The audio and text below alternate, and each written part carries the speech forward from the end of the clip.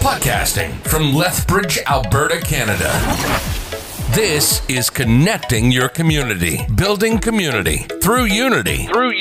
Getting things done takes activism, and Blaine Higgin and Mallory Christiansen have come together to share firsthand community voices, bringing awareness to community issues, watching how other communities handle like problems, and sharing their successes. Connecting your community. Here are your hosts, Blaine Higgin and Mallory Christiansen. This is going to be such a special podcast. We have probably one of the most amazing human beings in the middle of us right now. And I just need to put it out there. I am surrounded by Oiler fans right now. I'm a Penguin fan. Yeah. Well, that's and your I don't know what I'm going to do about this. That's okay. As long as you're not a Flames fan. You're not a Flames There There you go. If you're not a Flames fan, I agree. Everyone's okay. So welcome to Connecting Your Community podcast. And today we're gonna go through some really cool things. And we're going to talk about who Sergeant Jim Bennett is. We're going to talk about his work over on the Blood Tribe. We are going to go through his traditional Blackfoot name, his cultural profile, which is absolutely huge for a non-Indigenous person. We're going to talk about youth prevention, youth engagement, and from a policing perspective, because we know how important that is. Jim has also been the recipient of awards, of nomination, of amazing community recognition as well.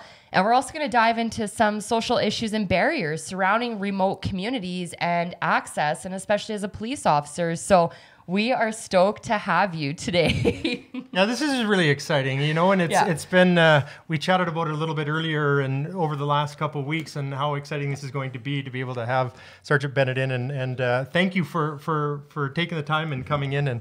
And we're really excited to be able to chat with you. First off, let's find out a little bit about Sergeant Bennett. So maybe family, kids, married, where you live, and what actually kind of got you interested in even the policing side of things? So my name is Jim Bennett. I'm raised and currently living in Raymond. Mm-hmm. I have my dad and his wife, Lori Bennett, Doug and Lori Bennett. My mom passed away, Margie Glanz, which we have that connection. Yeah. That's pretty awesome. 4 siblings. We all live in Raymond. I'm married to my beautiful wife, whose name is Bailey. We have 2 children together, ages 7, Abby, or Grace. Grace is age 7, grade 2. Abby's 6 and grade 1. From my previous marriage, I have a son named Jack, who just turned 20, and he is on a mission for the Church of Jesus Christ of Latter-day Saints in Sydney, Australia. Sydney, Australia. So on that, with the fires and stuff, has that been concerning for you? Have you heard what is going on? Is he close by them? No, we get weekly updates. Like they keep in touch with us pretty good. I just actually talked to him a couple hours ago. Oh, excellent. So he's fine. The rains have come. Right, I heard that, and that has been. But he said the temperature is up to 46 degrees Celsius, and just that smoke. So, wow. Do they have winds there? Like, he never mentioned that, because it seems like that's kind of carries on those fires, right? But no, so I have. I love my community. Like, I'm involved with the Rotary. I'm involved with lots of things in the community of Raymond, and we'll get to it later. But the community of Raymond, various churches, organizations have greatly assisted me over my career working with the Blood Tribe Police. That's amazing. So even Lethbridge, communities all over South Alberta have assisted me. But a big shout out to Raymond. Oh, that's awesome. Yeah. Good. Wow. So, Jim, I'm going to kind of just get into some stuff with you. And obviously, I've followed your work. I'm a big fan. I'm an advocate for youth prevention. Okay, so we're going to go into a little bit about the work that you've done. But, you know, in Lethbridge, I've heard that our student resource officers have been pulled from school districts. Okay. And as someone who went through the school district on my practicum, I had the honor of working with so many amazing SROs. And quite frankly, you know, there's a lot of high-risk kids that need and can build that relationship with police through school. So my question for you is, what is the importance of police and youth engagement? Why is it important? And what have you done to build up youth and to build relationship up as a police officer in the Blood Tribe, Moses Lake area? Just talk to us about the importance of police and youth engagement. So I want a big shout out to the SROs here in Lethbridge, because I know a lot of them personally. Amazing. Steve Vale's great. I know they have their hands full. Yep. And they do a great job with the amount of people they do have. Yes. You know, kind of we're all overstretched and underfunded a little bit across this province recently, especially First Nations. Yes. But youth engagement. So these young kids, even from kindergarten grade 1, if they see the police as friends and allies from that young age, then we're setting ourselves up for success. Like I'm setting my next 10 years up. From the last 10 years I've worked are now people, for instance, like the Army kids I've helped with on the reserve. A lot of these students now are they're in college, they're having kids. Keep them busy, keep them active, and so I'm going to just tell this one story that how many people you see walk up to a uniformed police officer and say, you know, can you please tell my son or my daughter if they don't listen that you're going to take them to jail. Right. That's the worst thing you can say. Yeah. Especially to young First Nations kids, where we have that history from before Blood Tribe Police existed. That stereotypically, like white police officers taking these kids to residential school, that whole thing, that we want these kids to run to us in emergency, not run away from us. That's a great point. So right from grade 1, kindergarten, preschool, I've been to all those classes numerous times across Alberta, that we want those kids to smile and like come give us a hug and be happy to see us. That's where it begins. Because once they're in junior high or they're in high school, it's, you know, they have their minds made up and they're already doing the things they're going to be doing. So, but to have those allies in youth, youth councils, youth groups, which again, you'll hear I've helped out with a lot of different ones. It makes life as a police officer so much better, especially in small communities or tight-knit communities where everybody knows everybody. You make a name for yourself. And even in schools, like these big schools, like even like my friend Chris Wynn, Tabor Police, the amazing things that he's done in Tabor. Like, it's, getting that, it's one of those pillars that we've talked about throughout, and that's prevention, is trying to help these individuals so when they get older, they're not exactly running from the police, they run to the police and for any questions or concerns that they have. So that's excellent. Well, and kids are so innocent that if they trust you, they're going to say, oh, I saw that person do that. Absolutely. They're a great source that we'll find out a lot of things from kids that trust us, because they don't want to deal with those terrible things that happen in some of the communities that we police. Yes, so you talked about Constable Vale. Constable Vale was and is an amazing SRO in the city of Lethbridge. And I think about especially his work in the high schools and the junior highs, right? And we have so many kids who are falling through the cracks, who are starting to use drugs, who don't have a safe place to go. Vale is building those bridges of prevention to keep children and youth out of the justice system. So, you know, I think we're all on the same page that youth prevention and policing is one of the strongest assets that we need, especially in the community of Lethbridge. Absolutely. Right? So, Bennett, you also are a huge advocate for Indigenous people. You are known as an Indigenous ally. So can you share a little bit about your own cultural profile and also the importance of the Truth and Reconciliation Act? Sure. So I'll introduce myself in Blackfoot. I'm just kidding. I always like to have my list in front of me just to be sure I don't miss anything. So, Oki Nixagoa, Nisnodi Donago, Apinako, Salgaitsam, Gana, Inagikwan, Any Duck Guide, Sawmix. So I just said, hello, ladies and gents. My name is Morning Power Root. I'm a Blood Tribe police officer, and I'm a member of the Kainai Warrior Society or Headdress Society. Okay, Nistuna Donago Gimabiaki. Now I'm sorry, I am. That's so impressive. I love to hear that, and when the elders come and speak to us too, I just, without even understanding, you just feel the love, the compassion, and you know what they're bringing. I love to hear them pray when they come. They pray before different events and stuff, and I'm mesmerized, and so And it is an honor as a non-Indigenous person to be given a traditional Blackfoot name. So my traditional Blackfoot name is Kind Woman, and it was given to me by Elder Bruce Wolfchild. Bruce is one of my adopted parents. He's just a beautiful human. I love Bruce, salt of the earth, one of the best people I know. So tell us about your cultural profile. So I started in 2009 with Blood Tribe Police. In 2011, I received my Blackfoot name from Elder Peter Wiesmoxen, who is one of, again, who's my elder, who's my adopted dad, I could tell stories about Peter and what he's done for me for the next hour. Yes. And then in 2012, or no, sorry, 2010, name 11, I was honored with being transferred the rights to Blood Tribe Police tipi. So I was the owner. So through a ceremony, I then became the owner of the tipi. So I've camped at the Sundance, right next to Peter in a prominent place. Very, very blessed. 2012, I received my headdress. So I have That's quite a ceremony. I've been to those. Isn't that something, hey? It is, and quite honored. Like well, that's probably my highest thing I've ever attained professionally or even personally, outside of my family, in my life. That's huge. And then just going down the list. So I have been culturally adopted by 14 families in Ghana and Pagani, so on the Blood tribe and the Pagan tribe. Okay. I am a child of the Thunderpipe Bundle, so Roxanne Scout, who's a part of my family. She, through their family, I'm a child of that bundle. I've been to bundle opening. I've got to see and do some pretty neat things on the reserve. With some of these things I've got, I've also been given the rights to transfer headdresses. I have the rights to, Bruce gave me the rights to transfer tipis. So that tipi was now transferred to my coworker, Senior Constable Deeds Little Wolf. So she's now in control of it. But Bruce then gave me the rights forever. I'm a tipi owner. I own the colors and my own design. So I could go have my own painted tipi, which is rare.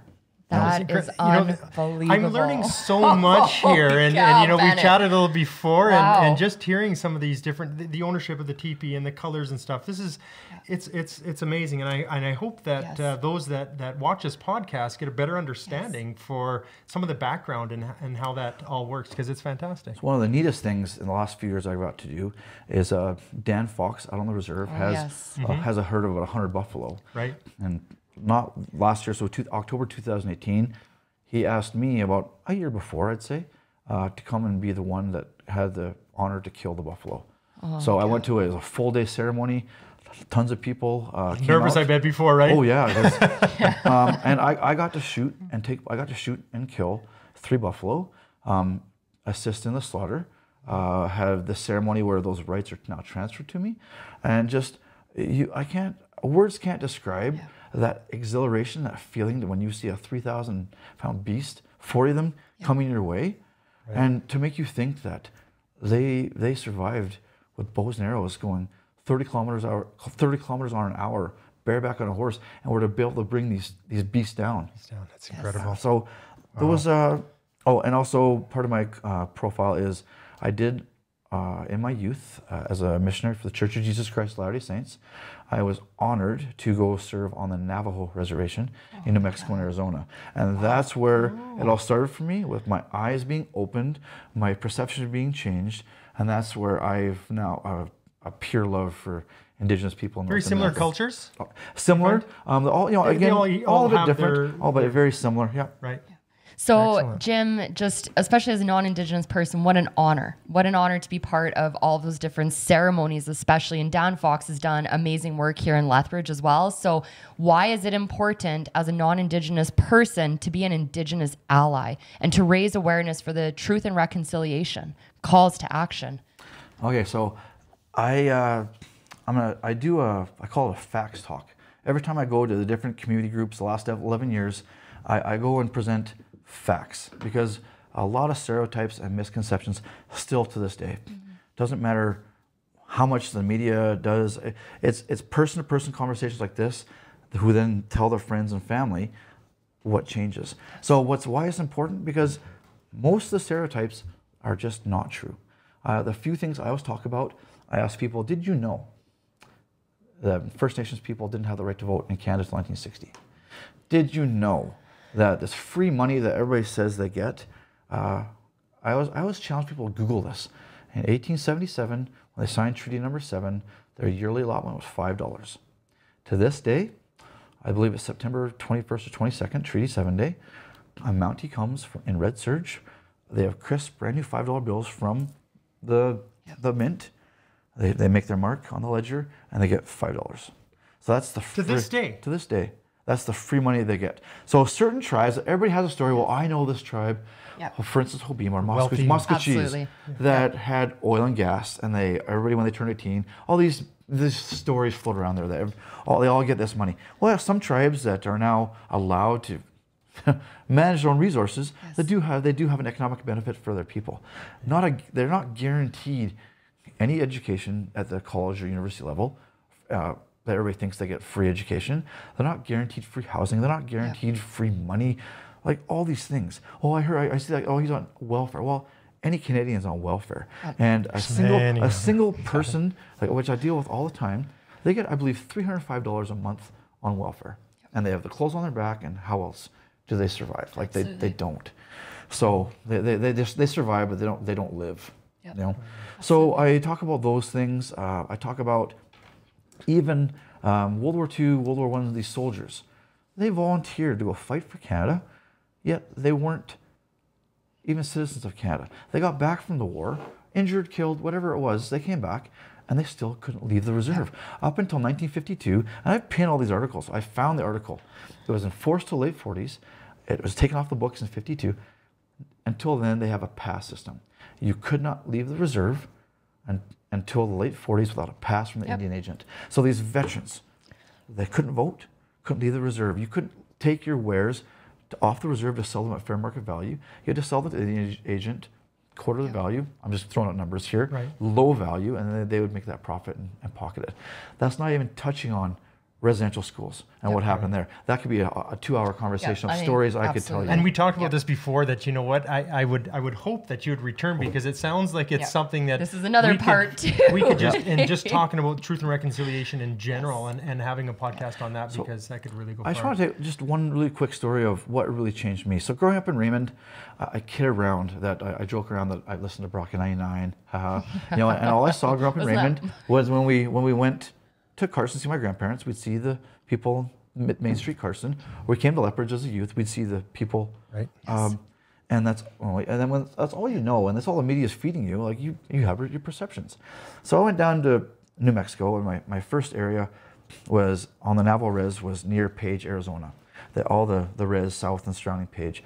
And my first month there, I tell people this, that they taught me more about unconditionally loving somebody and accepting people for just who they are than I could ever taught them through any religion in the time I was there. Instantly, just let us in, let me in, accepted me and loved me. And I'm like, oh my goodness, nothing I know about these people is true. There's a quote from Dance with Wolves where Kevin Costner's character says that. Nothing I heard about these people, I've read about these people is true. And that's so true. It doesn't even talk about, I'm not even touching on the houses that they never own, the land that they don't own. So they can never economically go to a bank. They've had this mortgage through the tribe. They pay a mortgage to their house for 25 years. They never own it, and they can't go to the bank and say, I've owned this for 15 years. Where's my, you know? It's a rental type situation. It is. So they can never put money. They can't get a loan to offset, you know, a mortgage they have. Even the land. If I had 160 acres, or you know how many sections of land, if I went to the bank for $1 million loan to get some tractors to farm it myself, I could do that. They don't own the land. They're land occupants. So they really, even to this day, there's things in place that they can't get ahead. You know, so when you hear these stories, but when you get to know them firsthand and be accepted by them, and you hear, it took me years to start getting the stories where they opened up to me. It breaks your heart to know what they've been through, continue to go through, and yet they wear it, they smile, they just take it, and they smile, and they move on with their lives, and they don't complain. So we could learn a lot from from Bruce, guys like that. Absolutely, and Bruce is very predominant and very cultural, and just teaches so much. So we're going to take a quick break. Thank you for teaching all of this and how important it is to be an Indigenous ally. So let's take a quick break, and then we'll come back. This is Connecting Your Community with Blaine Higgin and Mallory Christiansen. We'll be right back after these messages. There's a new art shop in town. What? Watercolors, acrylics, pastels, brushes, oils, canvas, and paper. Oh, where? It's new, the art room at Smith's Audio on 13th Street North. For high performance sound. And super art supplies. Is Copy Express your one-stop print shop? Best thing around. Is the service at Copy Express? The best thing around. That's what you found. The best thing around. Blaine Higgin and the team at Copy Express offer the best of the best 2019 copy service. It's where you can see and feel the quality of your print job before you commit to it. Plus, get great pricing on any size of project. Copy Express, locally owned and operated, just north of Costco. Freddy's Paint and Details has savings to inspire. Save up to 50% off Graber blinds, plus get a free cordless lift system when you buy select Graber blinds. Offer ends April 24th. Some restrictions apply. Details in store. Freddy's Paint and Details, 210 17th Street South. It's always fantastic. We talk about this each time, and our sponsors for the podcast, and we're really happy that Freddy's is on board as well now with helping support this cause. And so thank you very much to Freddy's, to the Art Room, to Copy Express. And this is all about what community is about. So we always have sponsors that come on, and just because we're so fresh, it's been amazing. The feedback and everything that we have, right? So that's awesome. Fantastic. So carrying on here, and wow, like I said, we could be going on for hours about this, and it's super exciting, and I love what I'm hearing, but I do want to jump into something, and which really was floating around social media that really caught my attention, honestly, was so in 2014, you're recipient of the Police of the Year award. So how exactly did that come about, and have you had any other recognitions? Because that's fantastic, and it seemed like it was so quiet. Well, until Sheldon Day Chief got a hold of it. I've been taught by my war vet grandpas, and I've been taught by the elders on the reserve who I know and love. They're all about quiet humility. You'd never know what they're about. So I've tried. I'm not very good at that sometimes. But so in 2014, so the First Nations Chiefs of Police, which basically they govern all the standalone First Nations police services across Canada. Okay. They have awards every year. In 2014, I was nominated and received the Police Officer of the Year award for the First Nations policing in Canada. Wow. That's across the whole country. That's a national recognition for the work that you are doing. Amazing.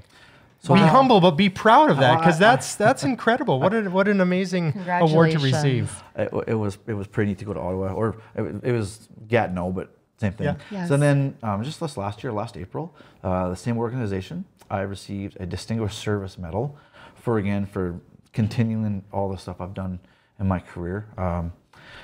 Luckily, just Christmas Eve, I found out that I am now one of 250 people going to the Governor General's Leadership Conference in May and June. A 15-day conference of up-and-coming future leaders in Canada. 2,500 applicants, 250 people are chosen, 23 from Alberta, and I'll be going. And you'll be going. Huge. What an honor. So is there very many from Southern Alberta? I didn't hear the rest. I'll get a list soon, I think, of who else is going. That's so exciting. Wow. Congratulations on that, too. So even with respect to this recognition, can you tell us about some of the special projects that you've been a part of? Like, I know we don't have 3 hours to go through everything that you've done, but please, can you let the community and all of our followers know what special projects have you led and been a part of?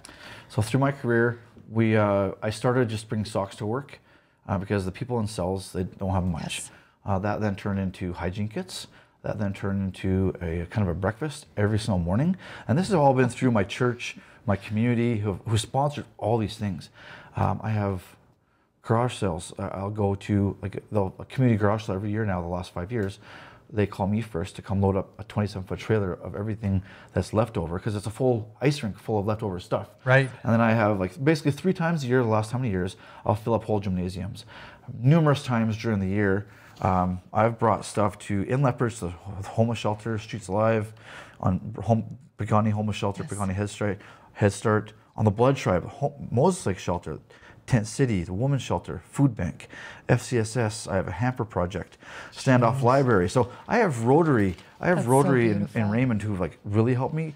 The LDS churches yes. really helped me. Even 40 bags of seeds and a cash donation for the community garden last summer. Wow.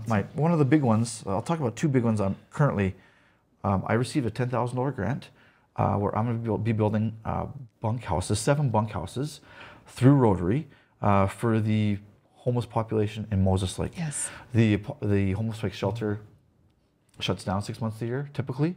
This last year was the first time they didn't. And they all moved to a tent city, just north of Cardston, just north of Extra Foods in Cardston. You'd never see it. I can show you pictures if you want. Next time I can show you pictures. So extensively every year I've been getting tarps, sleeping bags, yes. tents, just anything, survival backpacks, you name it. So I fill up gymnasiums now. I have stuff all the time, people are now dropping stuff at my house.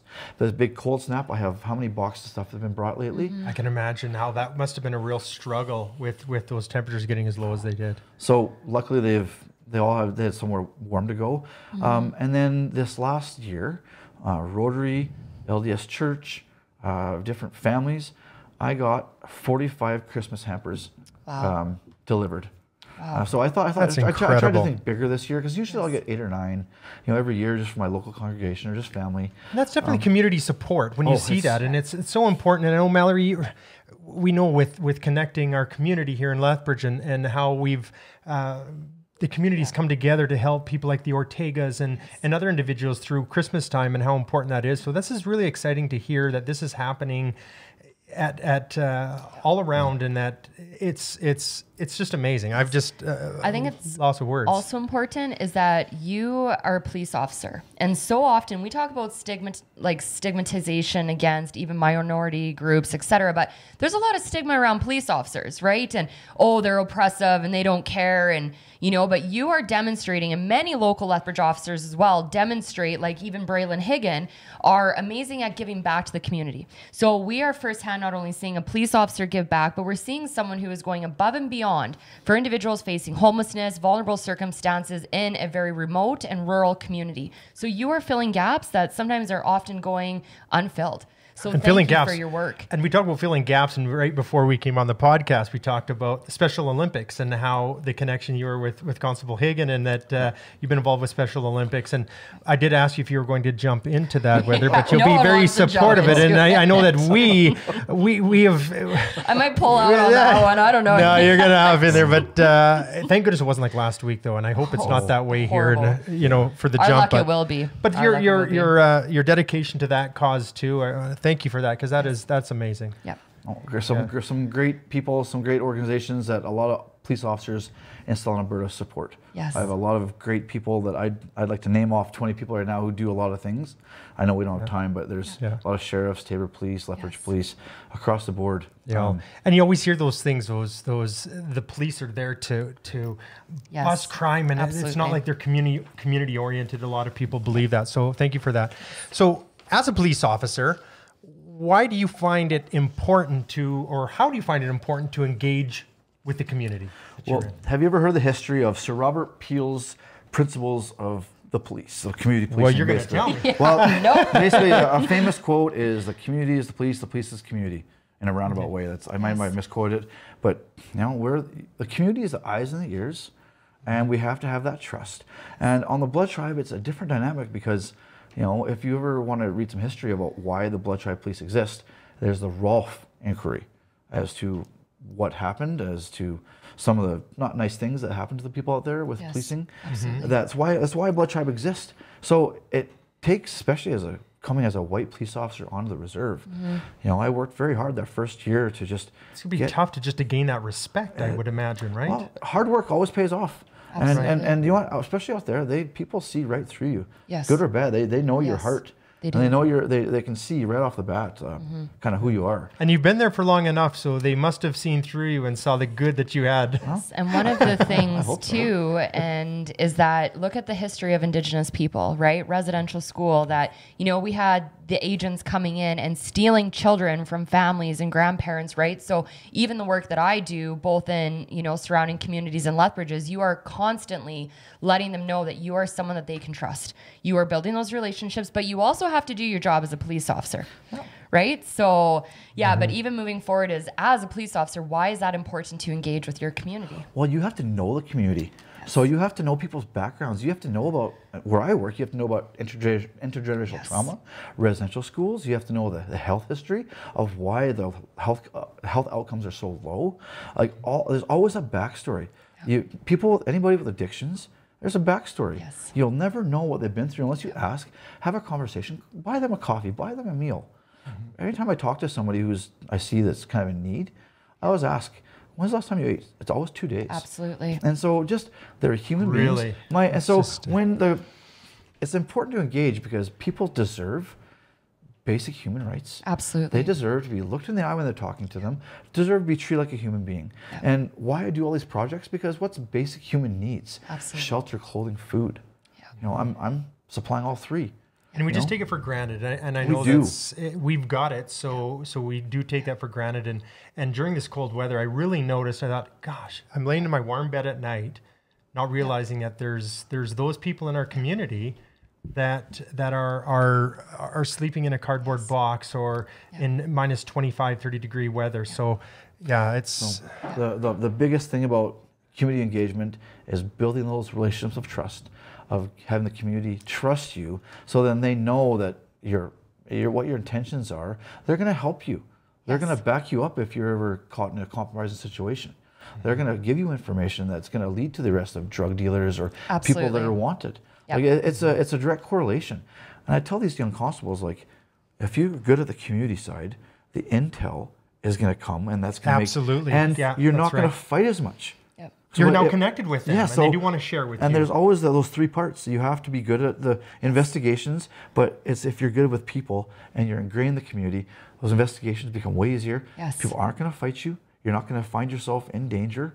You know, policing is inherently dangerous, and there's always circumstances where we're in danger, but you can dictate that message. You can dictate what goes out to what comes back. Whatever you put out. That's beautiful. And that's what we need, right? And I am just going to share something is I've taken a lot of backlash for supporting, wanting and needing. We see the need for more police officers in Lethbridge, right? So we have CPOs, community peace officers that are on the streets now. And these guys are helping to meet those basic needs. But yet so often I am criticized and even bullied, Jim, because I'm supporting and working a collaborative relationship with the CPOs, with our downtown police unit, because how dare you, because police are oppressive. So I hope that with the work that you are doing, the CPOs downtown Lethbridge, the downtown police unit, that those stigmas that police are oppressive stop. Because they're not. You guys are building a relationship. You're making sure basic needs are met, which are quite frankly frontline workers' jobs, right? That's what we're paid to do. So I think by bringing you on, it's going to help crush that stigma that police don't care, because we know that they do. Oh, we care. I don't know how many of my coworkers have PTSD. Right? Absolutely. Because we care. Exactly. Right. So it's so important to share from your perspective. So in this podcast, we are able to talk about your cultural profile, your traditional Blackfoot name, all of this goodness, youth prevention, and the absolute need that we have to have. And even Constable Vale, thank you so much for your work that you do as a student resource officer. But in closing, is we want to know, why is community important? Why is community collaboration important? I'm going to give you an example. So I was Army cadets for 9 years on the reserve. 3 sisters who, when their mother moved to Lethbridge, moved with nothing into the homeless shelter. All 3 girls came through Army cadets. All 3 are in either university or college. Yes. The youngest one, Selena, is Miss Blackfoot Canada. And is going to just graduated high school last year and is going to Lethbridge College. Wow. So when you see those effects, that just a little, I have not a big part in that. I just helped out, and I got to know these 3 girls and their mom, Carrie Ann, Kaylee, and that work is, it's amazing when you see those successes. It drives you want to do more and to be more. And as they become successful with their careers, etc., they get to share with others as well. And so I think it puts them on that right path as well, right? Yes. So we know that there is no community without unity. Jim, thank you for talking about the importance of police engagement, building community throughout Southwest Alberta. We want to remind everyone and thank all of our listeners that we are on iTunes, we're on Google Play, we're on YouTube, Podbean, your favorite podcast station. You can find Connecting Your Community. Thanks, guys, for tuning in. You've been listening to Connecting Your Community with Blaine Higgin and Mallory Christiansen. Join us next time as we continue to discuss community topics and how all of us together can make a difference. Remember, there is no community without unity.